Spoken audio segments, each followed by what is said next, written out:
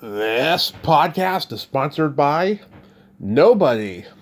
Hey dudes, welcome to Splat from the Past, the only 80s themed horror and sci-fi show where things can get totally radical. Now today I am so excited because I'm going to be talking to someone I've been wanting to talk to for a long time, and I'm talking about Beth Broderick.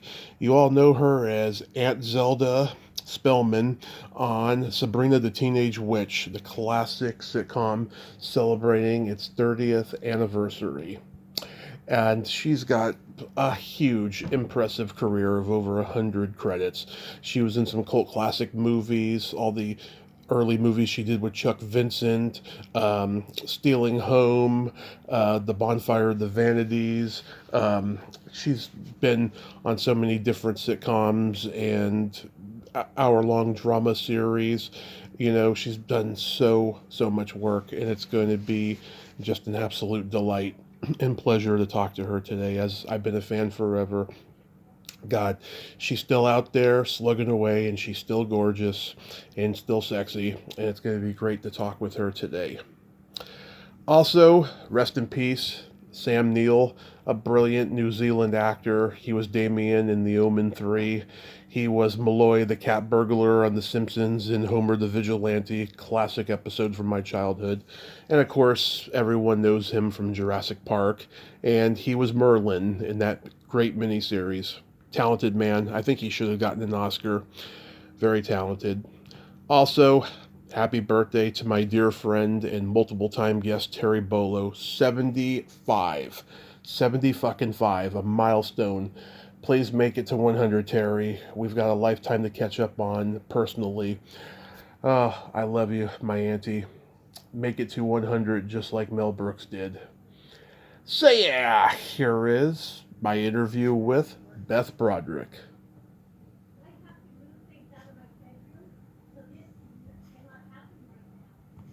Hey, Beth, welcome to the show. How are you today? I'm good. How are you? I am fabulous. I can't tell you what a great honor this is. I've been a fan forever. Thank you so much for coming on today.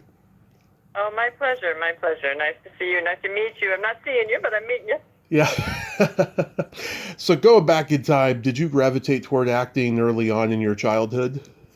I really did. Yeah. I was that kid, who was like, oh, I hope the teacher calls on me to read out loud. Like I was that kid. Everybody else is praying that she doesn't. But yeah, I was hoping she would.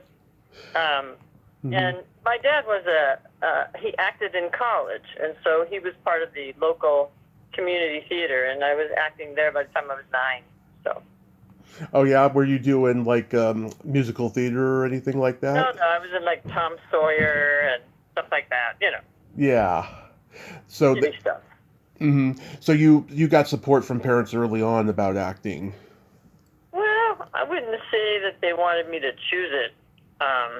They were very, very, very against me choosing it as a career. But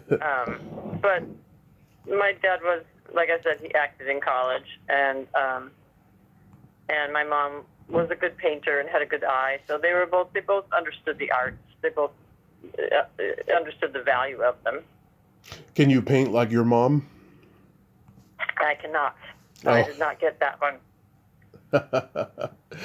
So you're born in Kentucky, raised in Huntington Beach? No, I was born in Long Beach. My father was born in Falmouth, Kentucky. And years ago, I was on a show for CBS, and they had us fill out this whole thing.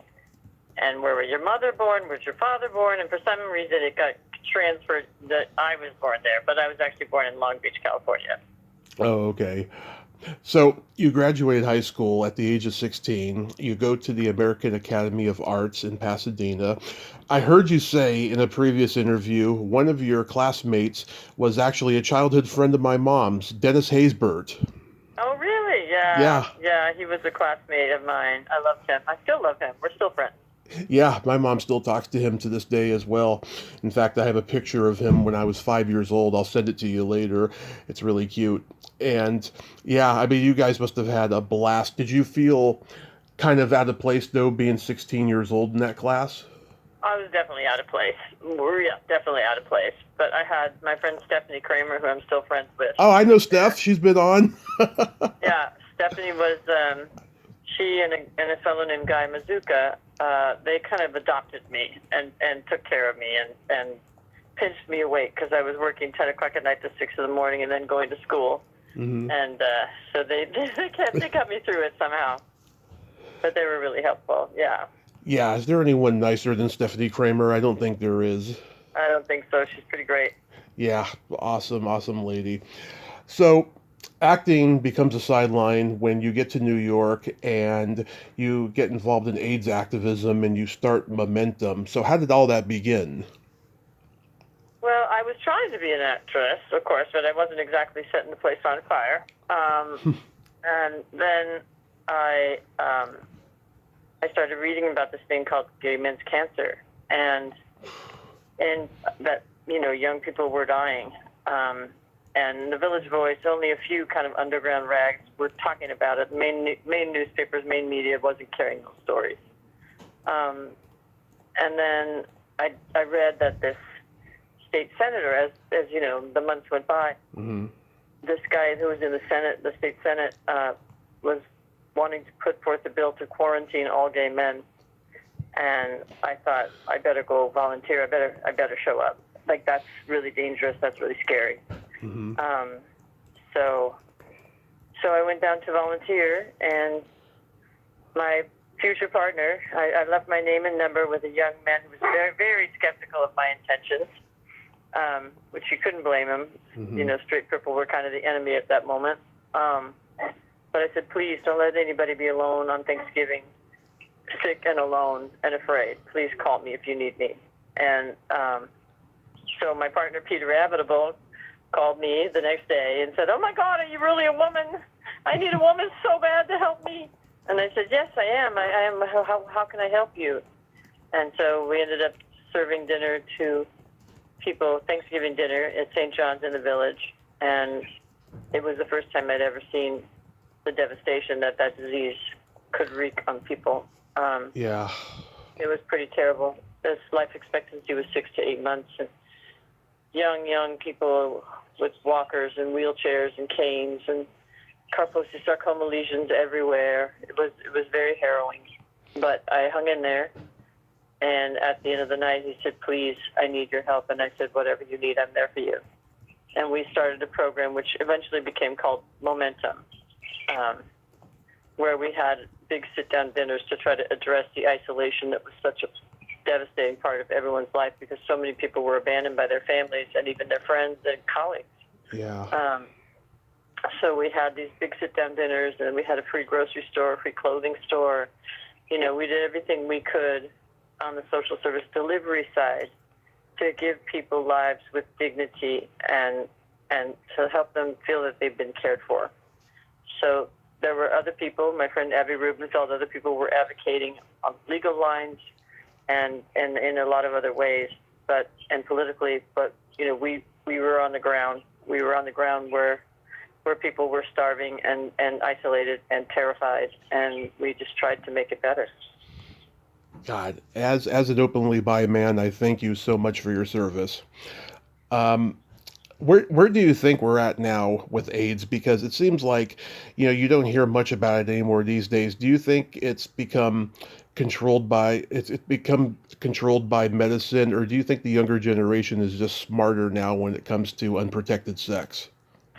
Well, oh no, they're not smarter. Unfortunately, people never get smarter about that. I think it just goes against their biological instincts at that age. It's hard to control. But we have that medication called PrEP, and people are taking that, and it works. So we actually have a medication that can prevent infection with the disease. And the diseases and the medications that we have for people who have seroconverted before this PrEP existed, those are able to take people's viral load down to zero now. So AIDS is something that is live withable in the first world. It's still a huge crisis and pandemic in other places, especially in third world countries and countries where, religious zealotry is overshadowing humanity towards people who are gay and towards people who are sick. And it's actually not a gay disease in many of those nations either. It affects women very deeply, which it did. It was never just a gay disease. There were always straight people infected in our program and all around. But it's certainly in places like Africa, it is a primarily heterosexual disease. So AIDS it still continues to wreak havoc, continues to take lives, and continues to make, to cause people to suffer greatly. But in America, in the first world, we have a handle on it now, which is due to the courage and bravery and commitment of a lot of people in the medical community, in the social service delivery world, political world, and beyond. So thank you, Anthony Fauci. Yeah, and I've seen, so many celebrities, that got diagnosed 30, 40 years ago, catch it and they're still alive. And yeah, I mean, that medicine is working wonders, and thank God for it. Yeah, it really is. But it only works if it's available. Yeah, exactly. So how do you come to work with Chuck Vincent on his crazy movies? I met him in an acting class, I think. Mm-hmm. But then, I don't know, we became friends. He thought I was really talented. And he was really supportive of me and wanted me to have a fantastic career. But he also got involved with me and the AIDS program very early on and became the director of our benefits and donated tons of his time and money. And really, he just put me in small roles so that he could give me some money so I could buy groceries. It had nothing to do with anything other than that, honestly. Yeah, I mean, I was a kid when USA Up All Night was popular, and they would play the chopped up versions of those movies. Two of my favorites were Sex Appeal and Young Nurses in Love, and I've seen them, uncut 100 times since. You were a redhead back in those days. Like, what made you go blonde? I was a redhead throughout the whole beginning of my career because that's my natural color is auburn. Yeah. But then I was on a show called, there's a show called Hearts of Fire. Right. With John Ritter and Billy Bob Thornton and Marcy Post. And my hair was red. And then they did this whole big shake-up with the cast. And everybody was left except for Marky, John, Billy Bob, and me. Mm-hmm. And they wanted me to play my sister. And not the character that I originally played. They wanted me to play Dee Dee's sister in the new version of the series, which was going to take place in Billy Bob's supposed hometown. And so we dyed my hair blonde so that I would be distinct from Dee Dee Star, so I would be have a different look from her. And it was just an impossible character to play. And it just didn't work out. It just was ridiculous. So we had to give it up, and I moved on. And then the Five Mrs. Buchanans, they really wanted a Marilyn Monroe type. They wanted a blonde bombshell type. So they took it up even lighter. So, and at that point, in my early 30s, Black Irish, I started to go gray. So we just left it white. It was just easier to maintain as a blonde. Mm-hmm. Do you think being blonde has made you more appealing and given you better work or more work? I don't think better work or more work. I think it gave me more flexibility. Mm-hmm. I mean, I've been really privileged to play a lot of different kinds of roles, and the red hair kind of did stereotype me into like sexy siren. It was harder to branch out into moms. Mrs. Claus and the Christmas movies I do, those kind of things were not as accessible with the red. But I think I probably would have still had a very successful career. I think it just would have been different. Yeah, I mean, I think you look stunning either way. Redhead, blonde, it don't matter. You look great either way. Thank you. Of course. So I've talked to Stephen Campman and Billy McNamara about Stealing Home. I used to see this movie a lot on HBO when I was a kid. This was like your first real mainstream movie. How did that come about? It was my first, definitely my first big movie. I was still running the AIDS program, but a bunch of people in the theater district kind of got together and decided that it was time for me to move on. It's time for me to let somebody else take over. They really thought that it was taking too big a toll on me, which it probably was. So a couple of casting directors, Leonard Finger and a couple other people got together, and they were like, we're getting her out of there. And so they got me an agent. They talked Luda Ambrosio into representing me, which I hadn't acted in a long, long time. And I was like, are you crazy? He's like, no. We'll pay for your pictures. We'll get you a resume. So that's the honest truth, and which is a crazy story. That would never happen to any actor, but it happened to me. And, of course, I got the first two jobs I went out for because those casting directors were in on it. And one of them was a play called The Mousetrap in upstate New York, at SEPA at the Egg. It was a state theater. And so while I was there, they came up scouting for extras for a movie called Ironweed. And I ended up screen testing for one of the roles in the movie. And when I got back to New York, Bonnie Timmerman, the wonderful, amazing casting director, she called me and she's like, who the hell are you? Nobody ever heard of you. What are you doing screen testing for my movie? And so I said, well, I haven't really been acting. I was running an AIDS program. So we sat and talked for hours and hours and hours about the work I'd been doing as an AIDS advocate and all the rest of it. And she was like, determined. That she was just determined to get me a movie, and she had me at Stealing Home 3 weeks later. So that's how that happened. Yeah, and the character's name is Leslie Jordan, of all names. She didn't have a name. Yeah. She didn't have a name. She was just called Sexy Neighbor. And before we did the sex scene, I was like, guys, I will take my clothes off, but I have to have a name.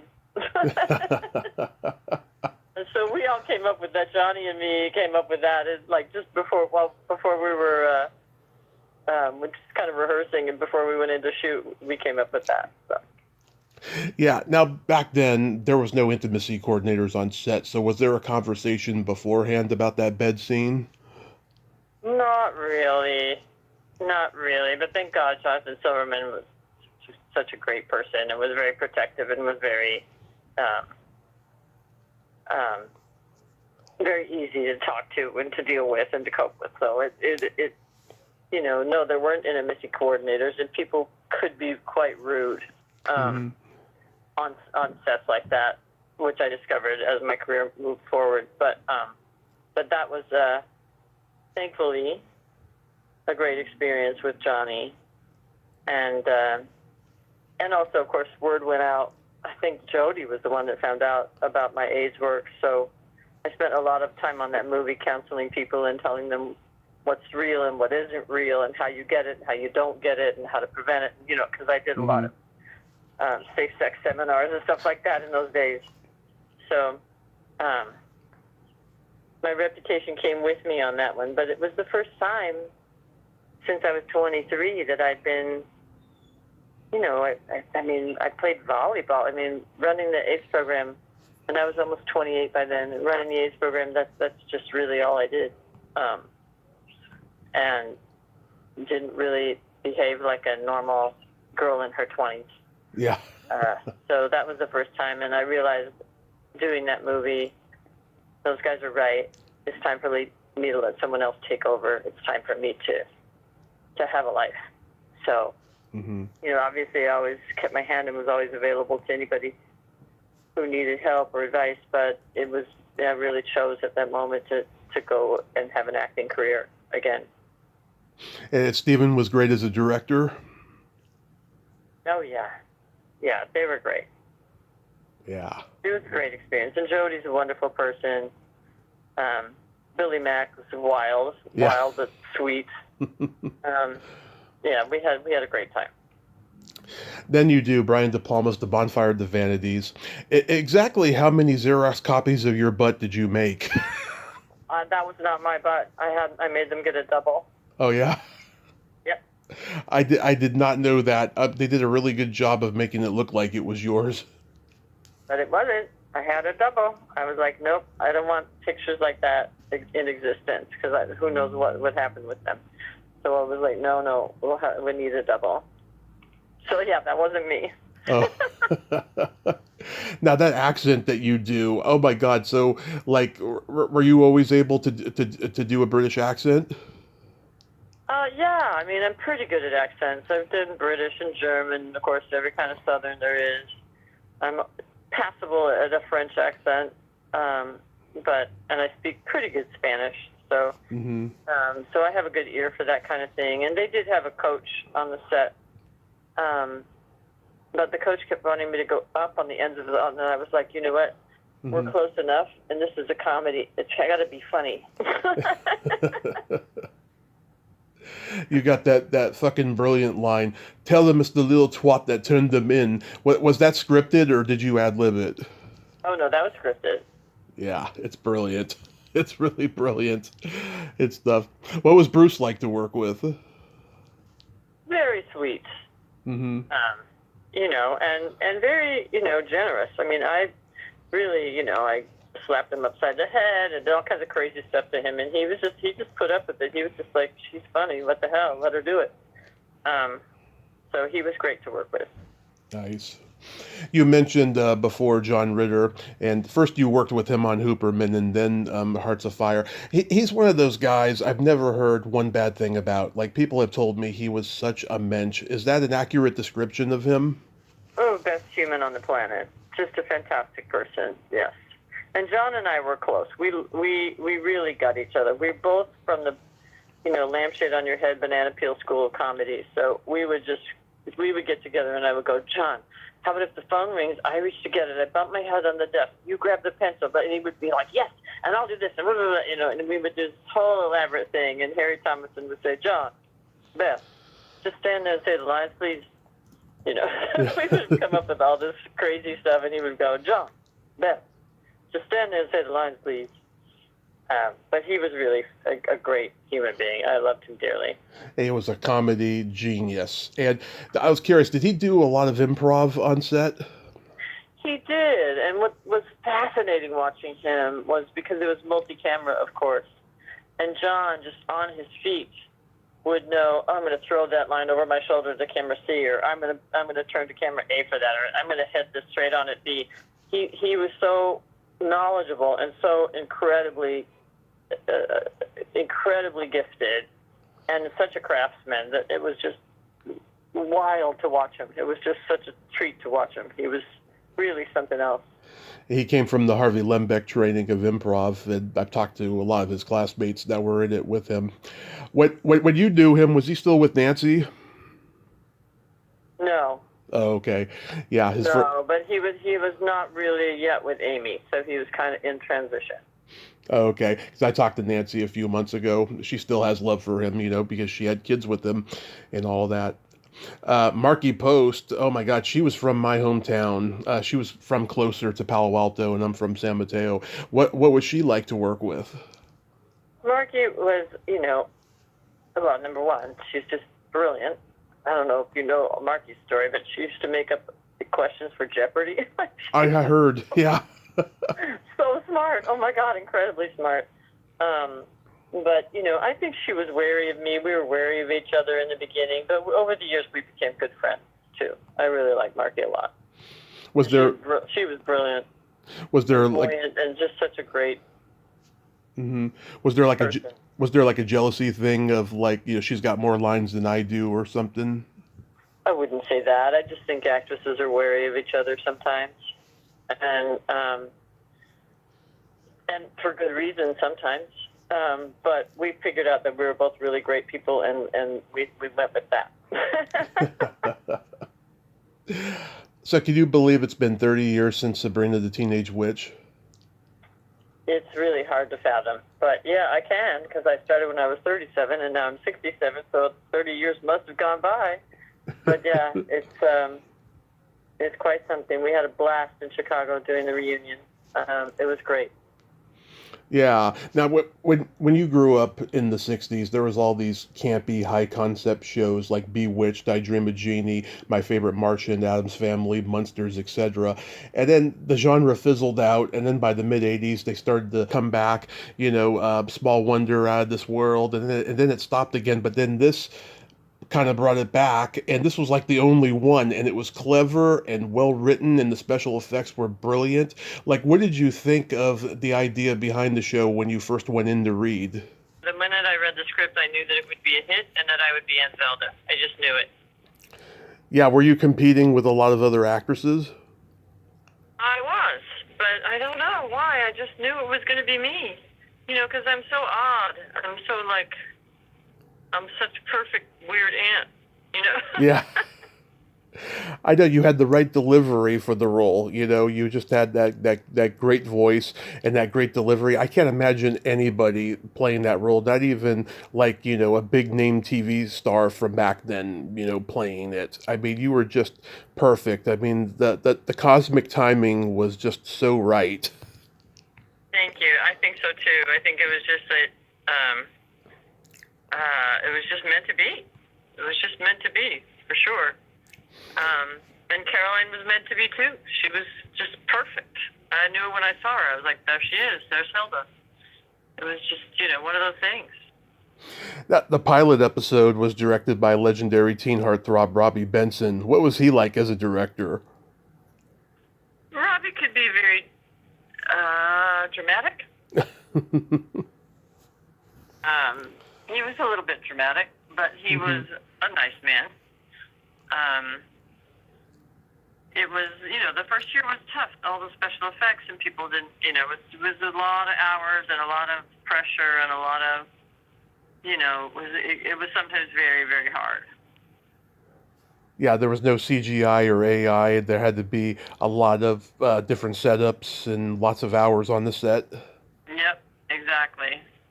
You got to work with one of my earliest crushes, Davy Jones of the Monkees, in an episode. What was he like?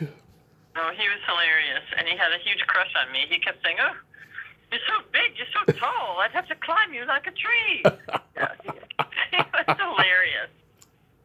Yeah, as someone who was a kid when that show was on, I mean, you must have been jumping with joy that he was a guest star. He was fun. He was really fun. You know, I was such a nerd as a kid. I didn't really know much about the Monkees or anything like that. I was really more, you know, because I was kind of nose to the grindstone, just trying to get out of high school and get into college and get out of there. But he was charming. He was funny. We asked him, you know, what it was like to still be on tour. And he said, "Oh, in the old days, you know, the ladies would throw their underpants at me, throw it on the stage, and now they throw Depends." He was a character, really funny. My favorite episode is the one with Raquel Welch as Aunt Vesta, and it has my favorite cold opening of every episode. Aunt Zelda took away Sabrina's belly button because she wanted it pierced. That was hilarious. What was Raquel like to work with? Raquel was very demanding, but you know, she was a nice lady, but she was like, she had her mirror and her assistant with a bucket full of makeup, and she went all over the set going, "Oh, this lighting is terrible. Oh, this lighting is terrible. Oh, you poor dear thing. Oh my God, this lighting is terrible." So she was, she was very specific about how she wanted to look and how she wanted to be, but you know, I admired that about her. She was a tough girl, and she protected her career and protected herself, and lasted a long, long time. Yeah, she was very smart too. A lot of people don't realize that. Oh yeah, she was very smart. I've talked and met the wonderful Jonathan Schmock who developed that show. He's a very nice guy. Was he like there every day? Was he hands-on with the show? Never met him. You never met him? Oh, okay. Yeah, he's the snooty maitre d' in Ferris Bueller's Day Off, and he's a very nice man. I'm curious, between you, Melissa, and Caroline, who has the dirtiest mouth? Oh, I don't know. Probably me. Okay, I was guessing Caroline because she's Canadian and she's a stand-up, so I thought maybe her. No, I would say it would be me.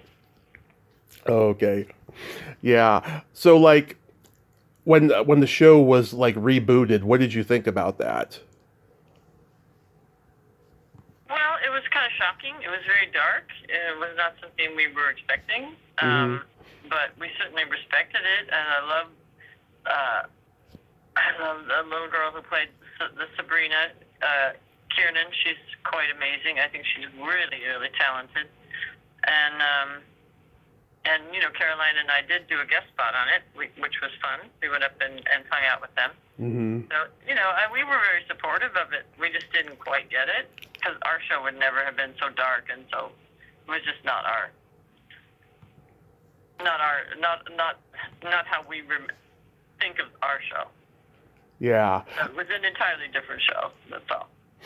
I always thought there should have been a theatrical movie of Sabrina the Teenage Witch, one that could become like a cult classic that everyone could watch every Halloween, like Teen Witch or something. Mm-hmm.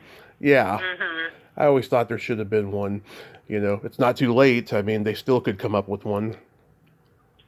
Probably, but there's a lot of rights issues with that project. Because we would love to reboot it in some fashion, but Melissa's mom doesn't have the rights anymore, and the people who control the rights are very, very, very control. They're not. I mean, we've gone back many, many times trying to appeal to them to let us do something, and they just don't. That's just not. Mm-hmm. That hasn't worked out so far. That's a shame because people love the show, as you know, and stuff. When you go to the conventions, are you just overwhelmed by how much people love that show? It's very sweet. It really means a lot to me, and I think it means a lot to us all that we're still on pretty much in every day in every country in the world. It's been translated into 141 languages. So what a thrill to be able to bring joy, like that to so many people. Mm-hmm. I know everybody I've talked to who does the convention scene, they spent so many years working and trying to find the next gig that they didn't really take in the success that they were having, and I think partially it was because they weren't getting residuals for them. They didn't really know how successful they were because of that, and now everyone's become aware of it. Mm-hmm. Yeah, well, foreign residuals are nothing, they're pennies. Yeah. So, there's lots and lots and lots of content out there that's being seen over and over and over again all over the world that we don't ever really profit from that at all. But that's okay. I'm glad that people are seeing it. I'm glad that makes them happy. That's all right. Mm-hmm. I think that Bad Actress is probably the best role you've played. I just think every time I see it, I just think that you're just having a ball with that character. Like, could you relate to that character well? Well, not really. I would never kill anyone or do any of the crazy shit that she does. But I just thought the script. I still think it's a really hilarious movie, and it's just a shame that it didn't do better. The director and I are still really good friends, and we're always trying. We really need like a double feature of Bad Actress and Psycho Beach Party. Yeah, that's another good one. They're both just funny, really different films. Bob King, the director, has just got he's got a vision all his own, and a sense of humor all his own, and it was really fun to do. It was great to work with him again, and what a wild character. It was so damn funny. But like the whole aspect of every actor has a fear of being washed up because they're remembered for like one TV role and stuff.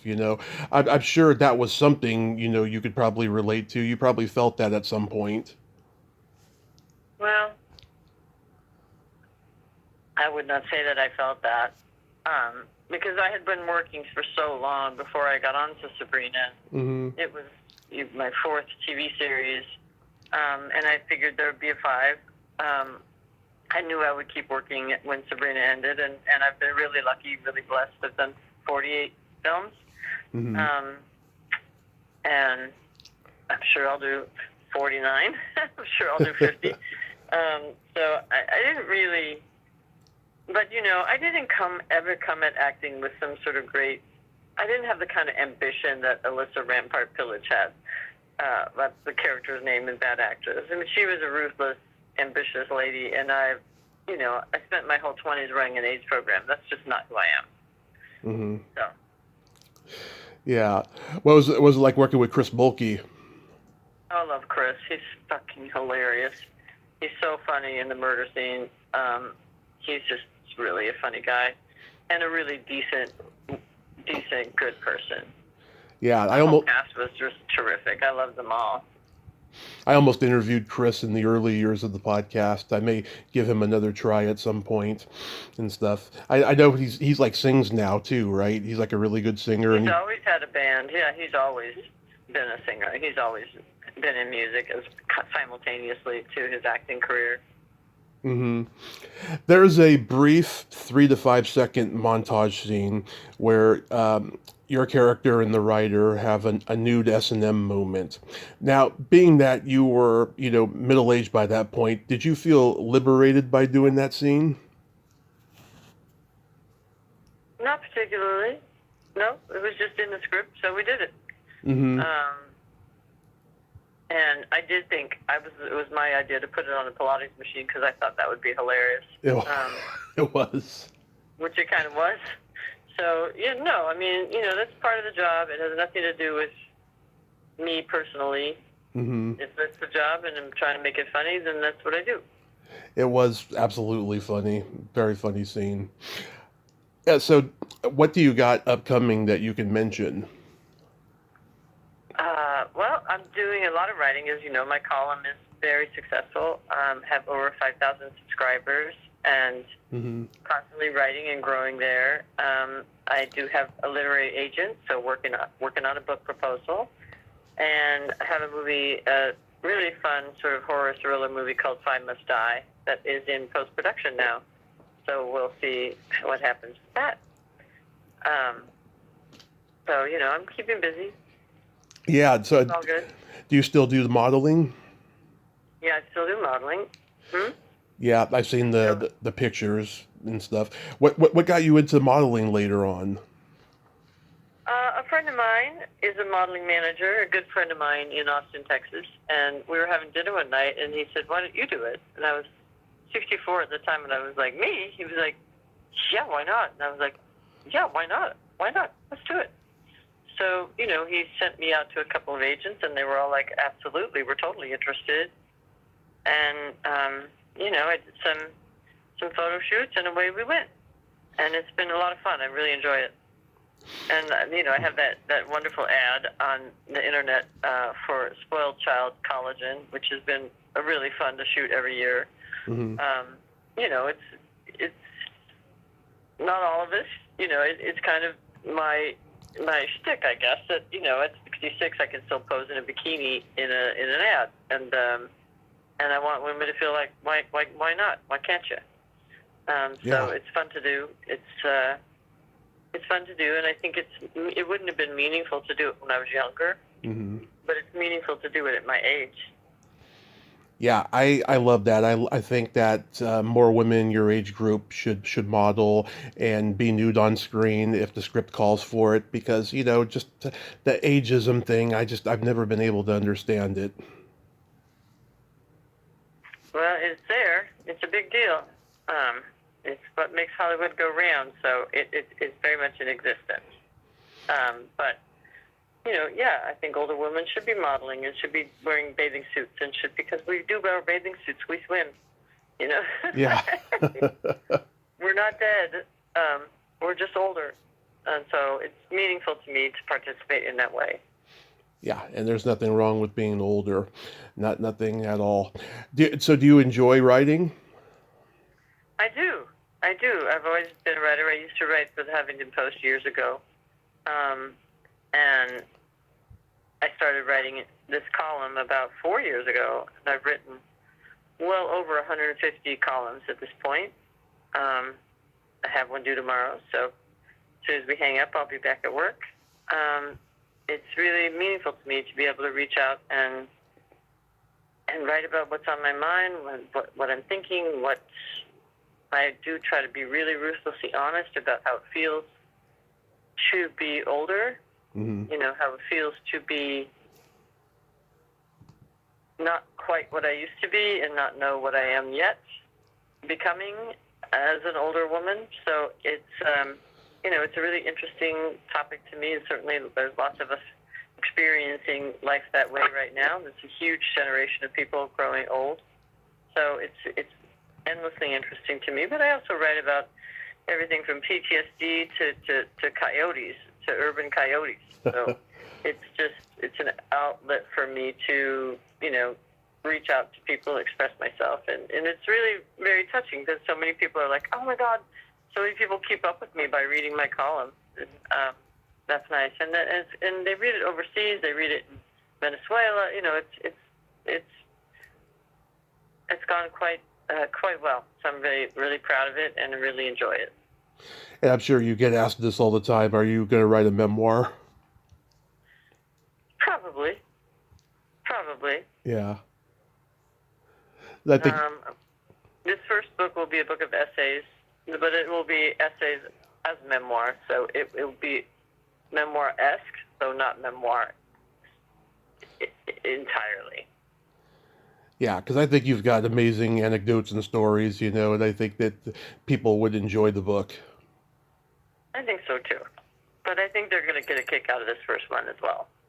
I have a lot of writing to do, but there's a lot of stories I want to tell.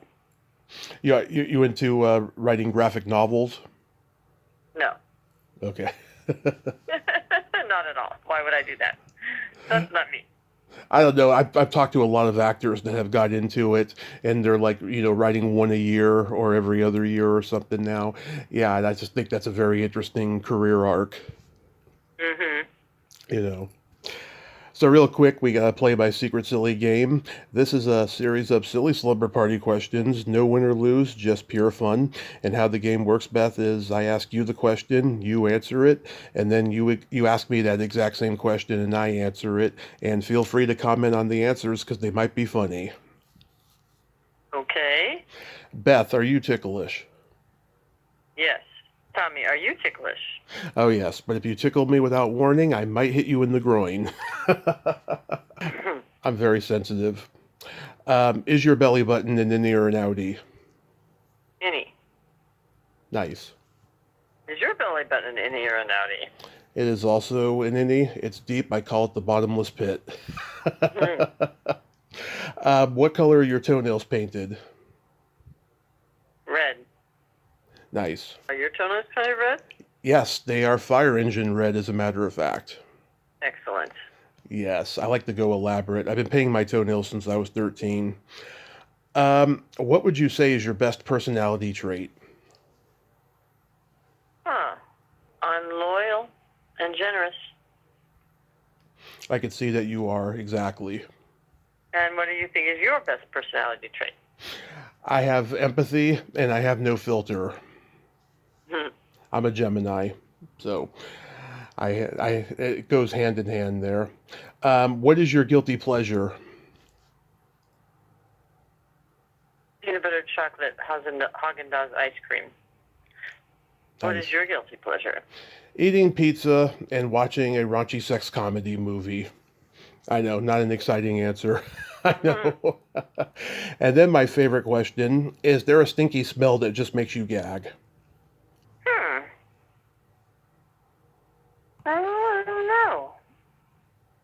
I don't know. I hate the smell of cigarette smoke. That is terrible. It really, really affects me in a negative way. That's a good one. And what about you? Is there a smell that makes you gag? Either farts or feet. The classics. Beth, I thank you so much for coming on today. This has been a total dream. You are just an amazing inspiration. I hope you write that book because I just think that the whole world can learn from you. Oh, well, thank you so much. Hope you have a great day. Yes, I hope you have a great summer. Maybe I'll meet you at a convention sometime and, stay in touch on social media. Okay. All right. Okay. Good to talk to you. You too. Bye-bye. Okay, bye-bye. Well, there you have it. Beth Broderick, ain't she a sweetheart? Wow, like I said, she's an inspiration, and that was a great talk. I'm so glad that we could talk about all the most multifacets of her career, and I just love that she, helped people who had AIDS back in the 80s. That's just amazing. That's something that needs to be talked about in the book, and of course it will be because she's probably most proud of that of anything she's done, and the world needs to know about that. It's a part of history, a big part of history. Well, until next time, this is Tommy Throwback Kovac saying There's no shame in living in the past because the present sucks. Later, dudes.